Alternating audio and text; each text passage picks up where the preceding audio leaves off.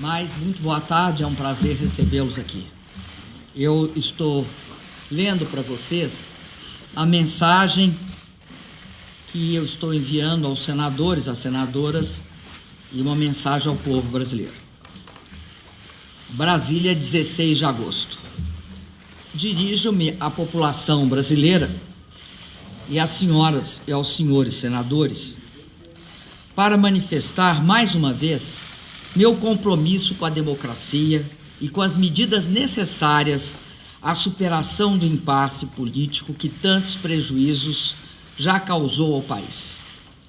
Meu retorno à presidência, por decisão do Senado Federal, significará a afirmação do Estado democrático de direito e poderá contribuir decisivamente para o surgimento de uma nova e promissora realidade política.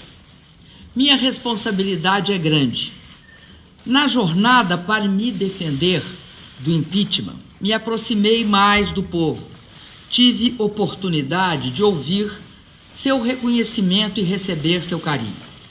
Ouvi também críticas duras ao meu governo, a erros que foram cometidos e a medidas e políticas que não foram adotadas. Acolho essas críticas com humildade e determinação, para que possamos construir um novo caminho. Precisamos fortalecer a democracia em nosso país, e para isto será necessário que o Senado encerre o processo de impeachment em curso, reconhecendo, diante das provas irrefutáveis, que não houve crime de responsabilidade, que sou inocente. No presidencialismo previsto em nossa Constituição, não basta a desconfiança política para afastar um presidente. Há que se configurar crime de responsabilidade. E está claro que não houve tal crime. Não é legítimo, como querem aos meus acusadores, afastar o chefe de Estado e de governo pelo conjunto da obra. Quem afasta o presidente pelo conjunto da obra é o povo, e só o povo nas eleições. Por isso, afirmamos que, se consumado o impeachment sem crime de responsabilidade, teríamos um golpe de Estado. O colégio eleitoral de 110 milhões de eleitores seria substituído, sem a devida sustentação constitucional, por um colégio eleitoral de 81 senadores. Seria um inequívoco golpe, seguido de eleição indireta. Ao invés disso, entendo que a solução para as crises política e econômica que enfrentamos passa pelo voto popular em eleições diretas. A democracia é o único caminho para a construção de um pacto pela unidade nacional, o desenvolvimento e a justiça social. É o único caminho para sairmos da crise. Por isso, a importância de assumirmos um claro compromisso com o plebiscito e pela reforma política. Todos sabemos que há um impasse gerado pelo esgotamento do sistema político, seja pelo número excessivo de partidos, seja pelas práticas políticas questionáveis, a exigir uma profunda transformação nas regras vigentes. Estou convencida da necessidade e darei meu apoio irrestrito à convocação de um plebiscito, com o objetivo de consultar a população sobre a realização antecipada de eleições, bem como sobre a reforma política e eleitoral. Devemos concentrar esforços para que seja realizada uma ampla e profunda reforma política, estabelecendo um novo quadro institucional que supere a fragmentação de partidos, moralize o financiamento das campanhas eleitorais, fortaleça a fidelidade partidária e dê mais poder aos eleitores. A restauração plena da democracia requer que a população decida qual é o melhor caminho para ampliar a governabilidade e aperfeiçoar o sistema político eleitoral brasileiro. Devemos construir, para tanto, um amplo pacto nacional baseado em eleições livres e diretas, que envolva todos os cidadãos e cidadãs brasileiros. Um pacto que fortaleça os valores do Estado democrático de direito, a soberania nacional, o desenvolvimento econômico e as conquistas sociais. Esse pacto pela unidade nacional, o desenvolvimento e a justiça social permitirá a pacificação do país, o desarmamento dos espíritos e o arrefecimento das paixões devem sobrepor-se a todo e qualquer sentimento de desunião. A transição para esse novo momento democrático exige que seja aberto um amplo diálogo entre todas as forças vivas da nação brasileira, com a clara consciência de que o que nos une é o Brasil. Diálogo com o Congresso Nacional, para que conjunta e responsavelmente busquemos as melhores soluções para os problemas enfrentados pelo país. Diálogo com a sociedade e os movimentos sociais, para que as demandas de nossa população sejam plenamente respondidas por políticas consistentes e eficazes. As forças produtivas, empresários e trabalhadores devem participar de forma ativa na construção de propostas para a retomada do crescimento e para a elevação da competitividade de nossa economia. Reafirmo meu compromisso com respeito integral à Constituição Cidadã de 1988, com destaque aos direitos e garantias individuais e coletivos que nela estão estabelecidos. Nosso lema persistirá sendo nenhum direito a menos.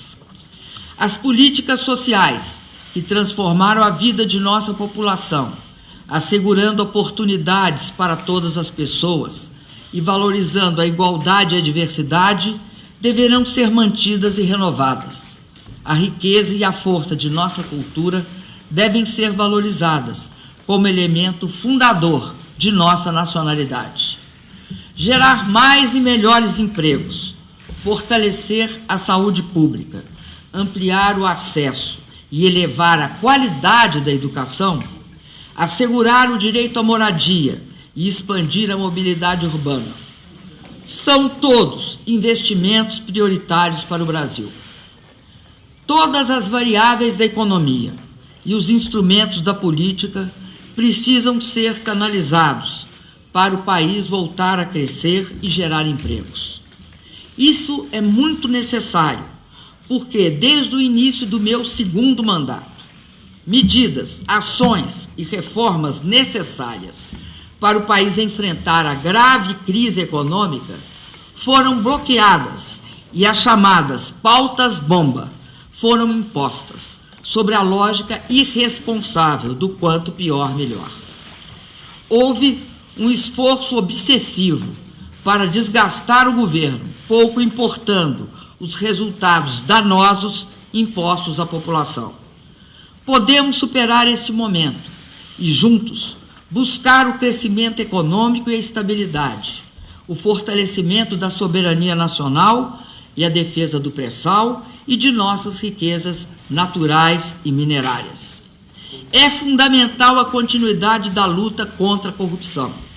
Esse é um compromisso inegociável. Não aceitaremos qualquer pacto em favor da impunidade daqueles que, comprovadamente, após o exercício pleno do contraditório e da ampla defesa, tenham praticado os ilícitos ou atos de improbidade. Povo brasileiro, senadoras e senadores, o Brasil vive um dos mais dramáticos momentos de sua história. Um momento que requer coragem, requer clareza de propósitos de todos nós. Um momento que não tolera omissões, enganos ou falta de compromisso com o país.